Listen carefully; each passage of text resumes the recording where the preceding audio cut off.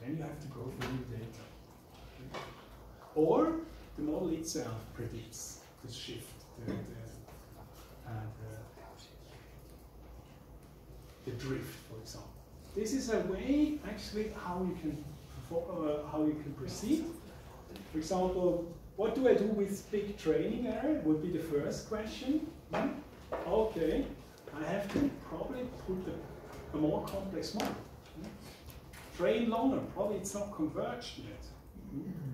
I try a totally different model. Now, this is the difference between training and testing here, development, you see the testing. If this difference is big, we need either, we have too complex, we have too high variance, the regularization. You can also use more data if available. If it's okay here, but the general test error is too big, we don't achieve our accuracy, okay, then probably we need a new model. We cannot achieve a better performance than that. Probably we need a more complex model. We can generate new data by the process as just mentioned, generate by data augmentation. Or if we have a shift here, we have to make the training data, probably something has happened, more similar to the test data. If the test error is still too high, the validation error at the end, okay, we need more data. Otherwise, we're done. Yeah. This is from energy. It's, I think, a good practice to optimize the learning overall. Good.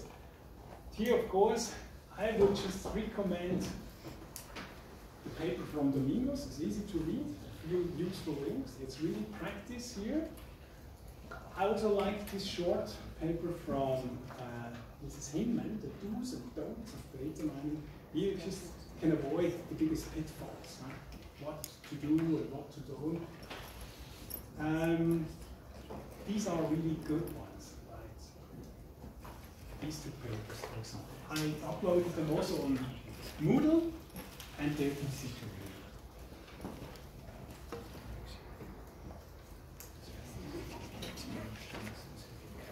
Now,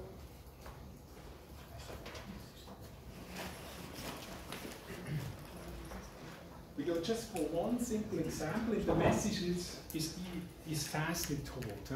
It's, Tino asked me actually also to bring that one, and it's really a good thing here.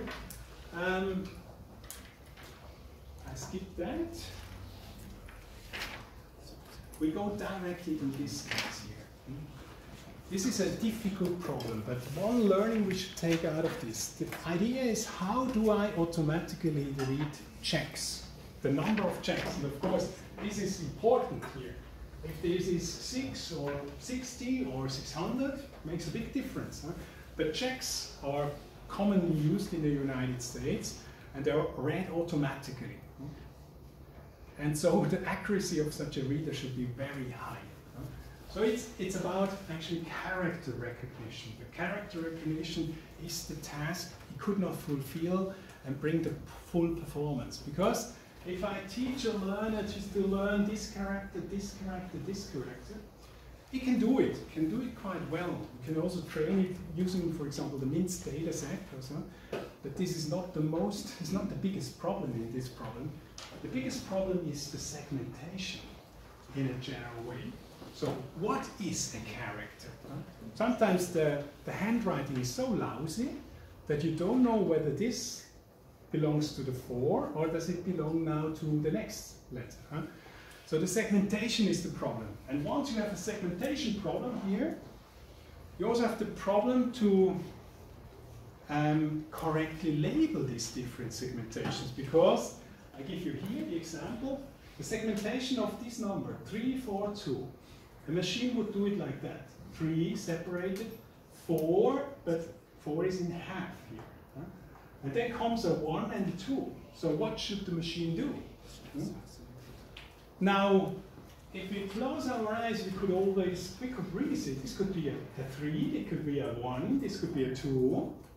And the classifier would give this a 1, but it's wrong because we assume this belongs together. This could be also probably a 1, right? A reversed 7 or whatever. So the problem here is if you have this kind of, you normally do an over-segmentation here. You segment these patterns in very different ways. The problem then is how to classify that. What is that? We don't know either. We cannot classify it. So what we show with this example is that sometimes our taking problems out and putting it into some submodules and decomposing it into smaller modules is not the best approach. We would, given a character, solve the character recognition problem easily. But the problem is that normally the characters are not given, but just some sequences of possible patterns. And now the first attempt was done really to say, now we classify this as a possible 1 or something. But the performance was never achieved. And so the thing was then, and this is given by this paper by Jan Lecon, and it's really a good paper. It's a large paper, but it's easy to read. It goes actually over a lot of different machine learning techniques. It gives a wonderful overview. The technique behind that was that you make a global learner. You let him decide which segmentation of this pattern is really the right one and which interpretation of these numbers is the right one. So sometimes it's also that the architecture of the learner has to be changed so that we cannot break it down to little boxes and say, okay, this box makes that, and then I put this learner, and then. Sometimes a global approach is better because in between we cannot assign the right penalties for the learner because we don't know ourselves.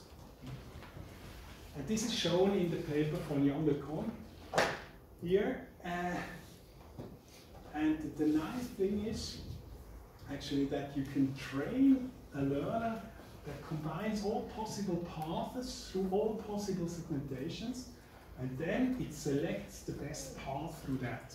And you can do this by a gradient search, and this is astonishing because normally to choose either this or this is quite a discrete way to do it.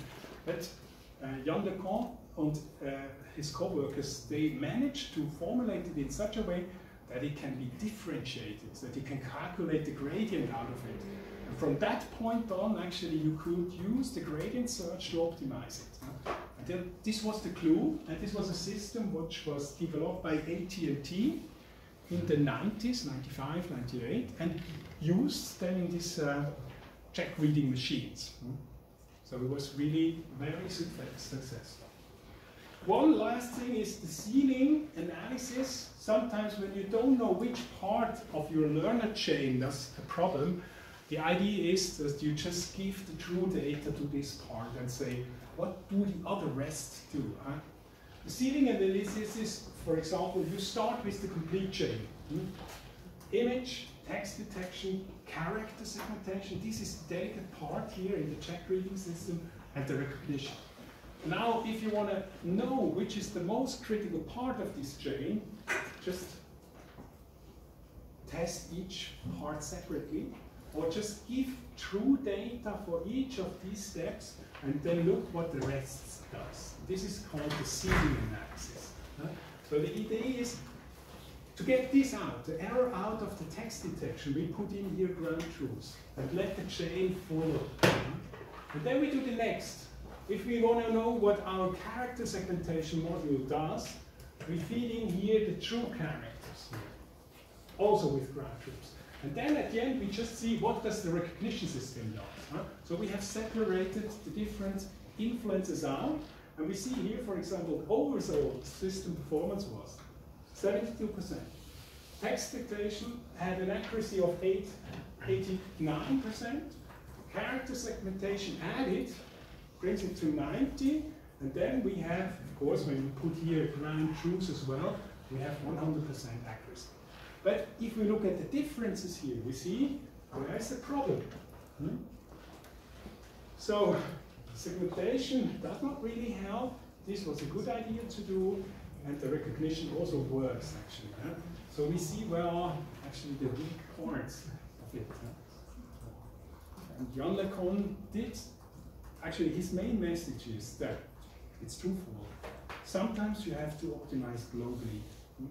It's not worth, like we as engineers think, yeah, you can take things apart and optimize all the parts. But this is not always the truth. So to just decompose things and optimize all parts is not the global optimum. What he says here, we have to take a global approach, because at the end we can only really judge the performance. And the second thing is, even if we decide on discrete values, whether this is the right path through the segmentation or this is the right path, we can formulate it in a continuous way so that it is differentiable, that we can calculate the gradient and then use gradient descents to optimize the whole thing. Even the model is quite complex, but as soon as you have a gradient, you're safe. You can find the optimum. And this was the great thing. And in principle, I also had to think twice. You know, he says a maximum is a differentiable function. And it is like that. There are some exceptions where he exactly switches. There's a almost infinitely small space where it's not differentiable, but on the other plates, it's always differentiable. And that was his idea. To decide whether this or this is better, sometimes you have to take a maximum. I take the best. And even if this happens in the chain of learners, and we think this is a total discrete function, it's never differentiable. In its parameter, it's differentiable almost everywhere. And that's why you can calculate the gradient. This is mainly the summary of the paper of LeCun. And it's, if you have really time, have a look at it. It's a nice paper because it gives at the beginning a nice summary of machine learning at all for speech recognition and CAT and OCR, pattern recognition, text detection. These are kind of sequential programs. Good. Okay. Do you have some questions for today? Good. Then we would start in a quarter of an hour. Okay. I think some rest, something to drink.